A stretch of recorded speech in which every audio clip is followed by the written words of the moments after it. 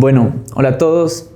Otro capítulo más de nuestro foro No sé por quién votar, pero esta vez traje una gran sorpresa porque nos vamos a salir un poquito del formato y nos vamos a ir de nuevo a esas cosas lindas que la vida nos da. Nos dio la oportunidad de tener un referente aquí de cómo se mira la política de otra perspectiva, y para mí es un honor presentarles hoy a Daniel Samper. Bienvenido a Pasto, ¿cómo estás? Muy bien, muchas gracias por la invitación, muy contento de estar aquí en tu foro. No, a ti, muchas gracias por aceptar esta invitación. Te cuento pues que yo soy una persona de 31 años, tengo 4 hijos, pero lo que más me representa y la gente que ha caminado conmigo es el amor a Pasto. Yo sueño con un Pasto competitivo, sueño con ver a mi ciudad haciendo una gran feria, congresos que se hagan aquí, hasta ojalá que venga aquí Juegos Nacionales, que venga la Sub-20, y tristemente eso no ha pasado aquí en Pasto. Y sí me gustaría preguntarte y empezar la pregunta, ¿tú cómo has visto a Pasto desde Bogotá? ¿Cómo lo miran o cómo los miran ustedes a los pastusos? Pues no sé, porque sería una pregunta muy general y no me sentiría bien de hablar por los demás. Yo obviamente sí tengo toda una historia sentimental con Pasto, por muchas razones. Tuve una novia pastusa durante varios años, entonces conocía mucho a Pasto. Después, además, Pasto me dio dos de las alegrías más grandes de mi vida, que fue enfrentarlos, lo digo con mucho respeto y mucha tristeza por ustedes y mucha alegría por mí, en dos ocasiones en la final. En la Copa Colombia, que fue el primer simulacro de gloria que tuvo el Santa Fe cuando logramos ganar no la liga sino la Copa. Y después de no sé cuántos años, 37, 38 años, logramos ser campeones jugando contra Pasto. Entonces ahí, digamos que volví a la ciudad para vivir esa final. Pero digamos que en términos generales yo tengo un gran aprecio por Pasto por varias razones. Una, el humor. Yo considero que el humor pastuso es el humor más refinado que hay en Colombia.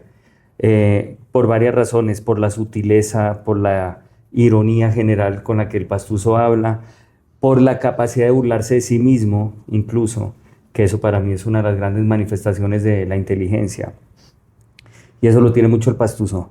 Y dos, por la literatura y por la poesía, en particular de Aurelio Arturo. Yo creo que es uno de los grandes poetas que ha tenido Colombia. Él nació en Nariño. Yo creo que es el verdadero gran patrimonio de Colombia y en general y en particular de Nariño es Aurelio Arturo.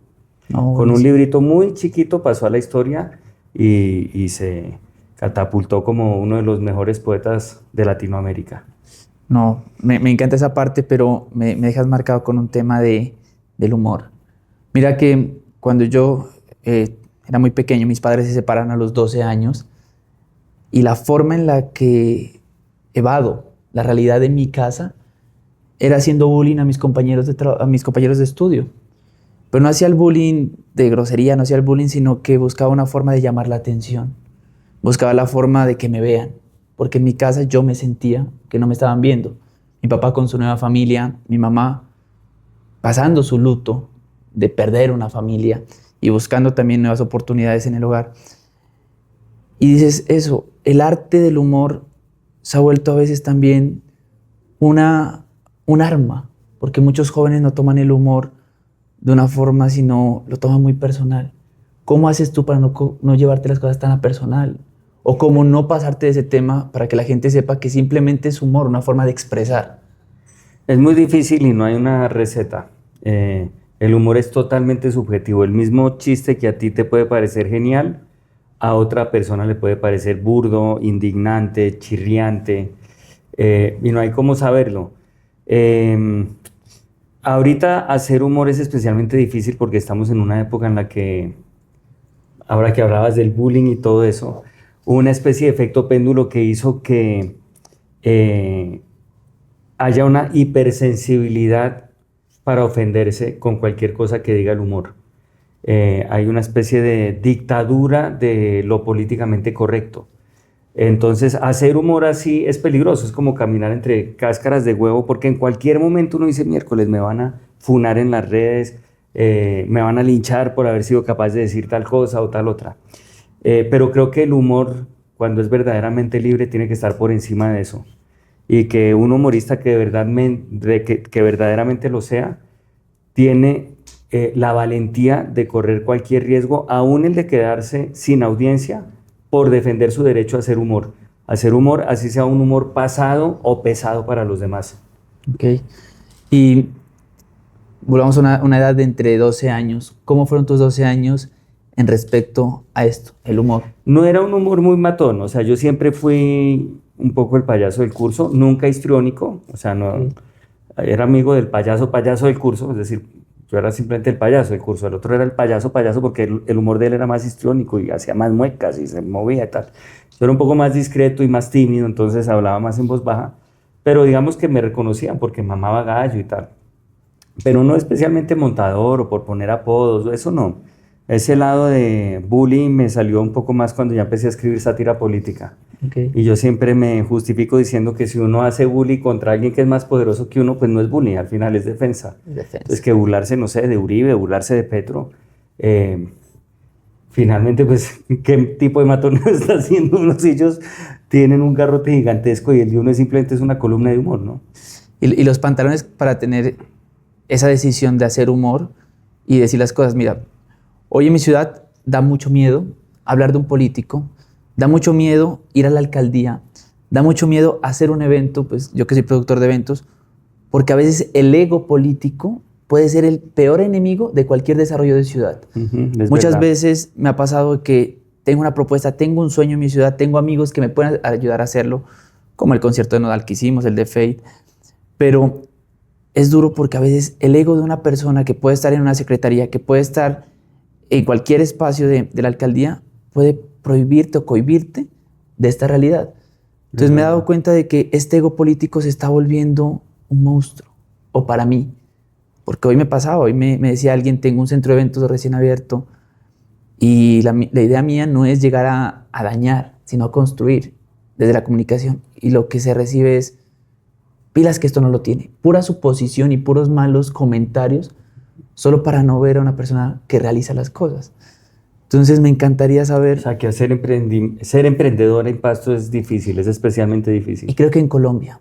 En Colombia lo es, en general. Por el ego político. Sí. Si no eres amigo de un político, tienes un mayor riesgo de que tus proyectos, cuando son proyectos de venta pública, no se realicen. Si no eres amigo de un político... Bueno, yo diría, por ejemplo, hay ciudades como Medellín que no creo que eso pase. Bogotá mismo no creo que pase. No pasa mucho. No creo que tú pero porque está más ser listos. amigo o enemigo o algo de un alcalde para poder, no sé si es por el tamaño de las ciudades o algo así.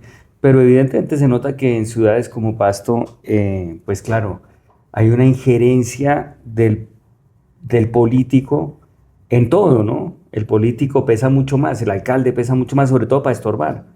Y así se hace valer, ¿no? Que es un poco lo que tú estás diciendo. Y como una palabra de pronto mal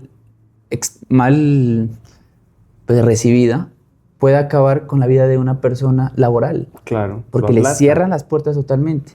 Entonces, ahí entro de que siempre el poder, desde mi infancia hasta ahora, me he dado cuenta de que se busca eso. Plata, sexo, poder. Y hoy por hoy, me pasa, te lo voy a contar, hoy por hoy salía del colegio de mi hijo, del mayor, y escuchaba un grupo de 13 muchachos, porque los conté, gritando, fuera de presión. Unos niños de tercero de primaria. Y yo digo, ¿será que ahora las nuevas generaciones son más débiles? Porque antes, a mí me tocaba llegar a una casa recién separados mis papás, de pronto viendo realidades en mi colegio que no me gustaban, o teniendo el rechazo de una mujer, o yéndome mal en el estudio, y llegaba a llorar, solo decir, pucha, ¿qué hago? ¿Qué hago? ¿Qué hago? Y no sabía qué hacer, pero de alguna forma se solucionaba. Hoy escuchaba a esos niños que decían, fuera de depresión, un niño de tercero de primaria, y digo, para ellos, ¿qué será la depresión? Si ni yo a mis 31 años puedo identificar todavía qué realmente es la depresión. Sí. Entonces, ¿cómo crees desde todo lo que haces que va a ayudar a que las generaciones empiecen de nuevo a eso que antes pasaba, ser un poquito más duros? Sí. No tomarse todo. Bueno, pero yo creo que en el caso de la salud mental, eso es un avance. Es decir, yo creo que muchas de las cosas que a mí me tocaron en la infancia eran de una brutalidad y de una barbaridad, precisamente porque no había una conciencia desarrollada sobre los problemas de salud mental.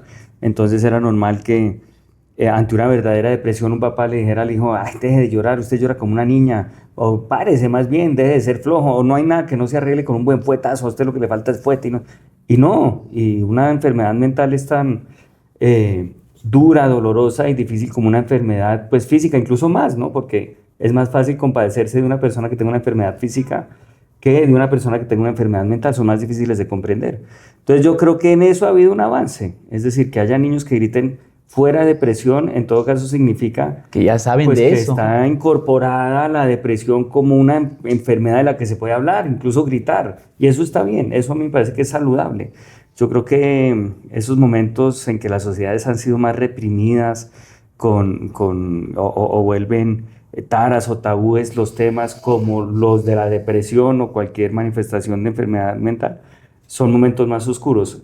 Al final, gritarlo es no reprimirse, entonces eso me parece que está bien. Y yo creo que las épocas de ahora en general son mejores que las anteriores, yo en eso no soy conservador.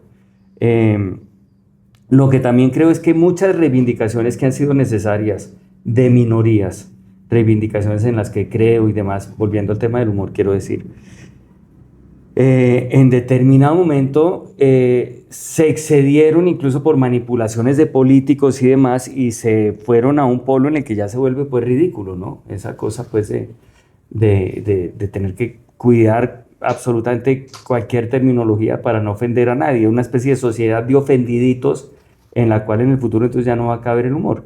Me refería un poco más a eso y aquí hay que luchar contra eso, ¿no? Pero hay muchas cosas pues que considero que son mejores hoy que antes. No, y lo pensaba mucho porque decía, qué bien lo que está haciendo el colegio, porque de alguna u otra forma está poniendo, pero ojalá este tipo de herramientas que hoy, como lo vi de niños de tercero de primaria, lo usen como herramienta de solución, no como herramienta de manipulación. Claro. Porque donde pase como herramienta de manipulación, tendremos todos los niños con depresión, con ansiedad, y que a mí, digamos, me pasaba en mi infancia que me metieron muchas cosas de adultos que todavía no era el momento de aprender. Sí. Y eso me llevó a tomar decisiones apresuradas, como te lo contaba ahora en el almuerzo. Sí. Pero bueno, me encanta ese tema y quisiera profundizar. ¿Y cuál fue la decisión más apresurada que tomaste? La decisión más apresurada, yo creo la decisión laboral. Siempre lo he contado y te lo comparto. Yo andaba en una competencia por querer ser más que mi papá. Mi papá, un gran empresario, empezó teniendo una buceta en el colegio donde yo estudiaba, hoy por hoy es constructor, pero cuando se separa queda un vacío que yo quería ser el hombre de la casa. Claro. Entonces, ¿cómo me mostraba Asumir y ese le rol. mostraba que yo también podía? Pues como él más se mostraba haciendo trabajo, haciendo negocios, entonces empecé en el afán de hacer negocios para querer ser más que él. Uh-huh. Y un día me cogió la vida, me pegó una cachetada y me dijo, nunca vas a ser más que tu papá. Y yo, ¿por qué? Porque él te dio la vida a ti. Y esa persona siempre va a estar conectada contigo. Y entonces eso es lo que tiene que perdurar, más no las cosas externas. Entonces de ahí las cosas como que se pudieron resolver y hoy por hoy vivo todavía en competencia con él, pero ¿sabes desde dónde? Desde toda esa experiencia que quiero que me deje y me lo aprovecho. Entonces es con esa cosita de estar más presentes. ¿Y tienes una buena relación hoy en día con él? Tenemos muy buena relación, pero todavía se está construyendo. Ok. Bueno, Espero pero él que es me dé más constructor, tiempo. entonces de golpe se construye Sí, bien. sí, ya ahí va. Pero bueno, me quisiera entrar a un tema que es el tema de pareja. Casado. Casado, sí, con dos hijas ya grandes, pues grandes es un decir, una en colegio terminando y la otra empezando universidad. ¿Y cómo es el humor con tu pareja? Bien, muy tolerante al humor, la verdad, muy Sí. tolerante, yo creo que fue fundamental para conquistarla. Dentro de la química del enamoramiento hacia la pareja. Había un escritor que decía, si quieres conquistar a una mujer, hazla reír. O sea, que su esposa está recontra enamorada. Pues por lo menos la hice reír, sobre todo en la cama, ¿Sí? O sea, ¿por qué? tristemente. Sí, o sea, que Lamentablemente. muy rápido las cosas. Pero tenemos una muy buena relación y las niñas también, y como que el humor es una forma constante de comunicarnos, que eso es saludable. Buenísimo. Pero dentro de esa fórmula de enamoramiento hacia una mujer, Sí, ¿cómo recomiendas que toda nuestra gente qué difícil. integre el humor a la forma de conquistar también? No sé, es difícil. No es difícil, es natural, es lo que quiero decir. O sea, no se trata de tener un manual de chistes y tratar de decirlos en una cita. sino de ser más espontáneo. más espontáneo y hablar de las bobadas que a uno se le ocurren y la cosa. Pero en determinado momento sí, yo sí me tomaba el humor como una forma de conquista importante, casi que preparaba material como si fuera un monólogo, pues. Perfecto. Pero suele funcionar. Y los hombres que tratan de conquistar mujeres haciéndolas reír son mejores que los hombres que tratan de conquistar mujeres haciéndolas llorar. Muy buen tip. Bueno, tema adicional y una pregunta que siempre hacemos aquí en nuestro podcast. ¿Tú tienes límites y sabes respetar los límites de los demás ¿En el humor me dices? en la vida personal? No, en la vida sí, es muy fácil. O sea, yo me considero un ciudadano, pues bueno, normal. Quiero decir, un buen vecino, de no subirle a la música, no molestar a los demás. Pero esa pregunta me la hacen muchos con respecto al humor. Sí. Si me excedo en los límites, si el humor tiene límites, si tengo derecho a ofender o a entrar en cavidades medio personales de los políticos por hacer sátira y cosas de ese estilo. Me las dicen mucho, muchas veces me critican mucho también por eso, por pasarme de esos límites que muchas veces la gente en general o la mayoría de la gente ha puesto. Y bueno, y es una pregunta que uno como humorista se hace, ¿no? Si el humor tiene límites, si uno se pasa de los límites, si uno se debe pasar de los límites, incluso si el humor como es transgresor por naturaleza, debe incluso apostar a eso, a reventar los límites. Y pues no sé, yo creo que cada caso, el humor no es una cosa genérica y es muy difícil juzgarla, toca ir chiste por chiste, pero como que lo que he aprendido de esto es que el verdadero límite de un humorista es quemarse con el voltaje de sus propios chistes, o sea, que el chiste en vez de hacer reír, ofenda, impresione, ya no digamos al blanco al que uno le apunta que sería un político, por ejemplo, sino a la audiencia misma, ¿no? Que la audiencia diga uno le repela de alguna manera el chiste. Ese creo que es el mayor riesgo de un humorista, más que estar preguntándose todo el día que sí, que no y tal, porque pues, en fin, es imposible. En todo caso, otra cosa que aprendí es que la sutileza muchas veces ayuda a que el chiste llegue más lejos que la cosa frontal, que la ironía es mucho más inteligente que el señalamiento, por ejemplo, o que la vehemencia o que el grito. Uno puede decir con el adjetivo exactamente contrario a lo que significa algo que no solamente es más sutil, sino más hiriente, ¿no?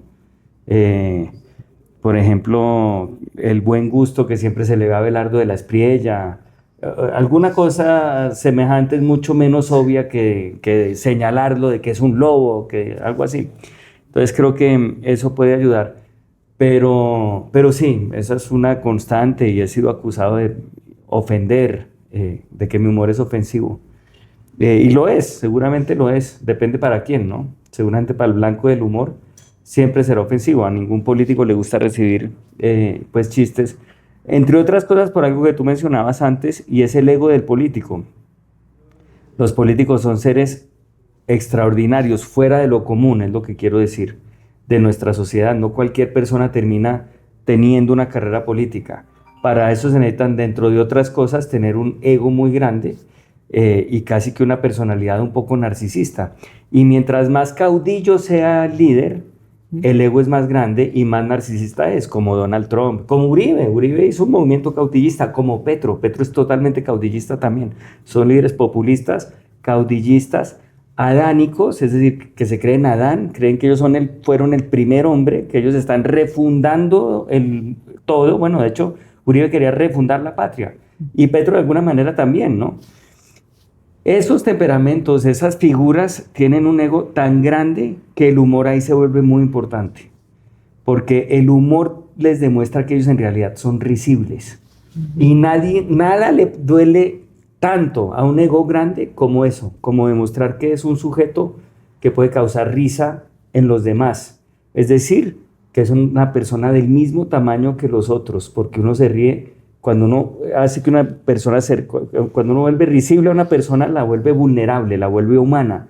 No es un Dios pequeño, no es un hombre sobrehumano. Petro no está por encima de nadie. Es un tipo como cualquiera del que uno se puede reír. Esa, yo creo, es la verdadera potencia que tiene el humor como arma. Y mira que esa es una filosofía de mis empresas. No somos ni más ni menos que nadie. Así es. Y creo que eso es algo que ha ayudado mucho a que las empresas crezcan. Y el humor se lo recuerda a los políticos. Así es. Bueno, ya entrando al bloque final, quedan dos preguntas que me encanta hacer. ¿Qué le dirías a ese joven de 31 años para lo que viene de aquí en adelante? Que no sabemos qué sea, pero puede ser una opinión, puede ser un consejo, puede ser hasta una anécdota. Yo le diría, ten paciencia que va a llegar la estrella. Ten paciencia que vaya la estrella. ¿Y qué quiere decir eso específicamente? La estrella del Santa Fe, porque cuando yo nací, era el año... Rafa ya se ríe porque él sabe que... Yo nací en 1974, Santa Fe fue campeón en el año 1975. Desde que yo tuve 13 años hasta que tuve, bueno, más o menos 35, iba siempre a fútbol, de verdad. Y le hacía fuerza a un equipo que no ganaba absolutamente nada. Y yo iba a partidos en el Campín, Santa Fe Pereira, a las 8 de la noche, en que el Pereira nos empataba en el minuto 37 del segundo tiempo, y esa era mi vida. Pero no desistí. O sea, que miren ahí para los del Pasto, o sea, voy a tener paciencia para que llegue la segunda de nuestro Deportivo Pasto. No desistí y fuimos campeones contra Pasto, lamentablemente contra Pasto, pero eso le diría, ten paciencia que la estrella llega.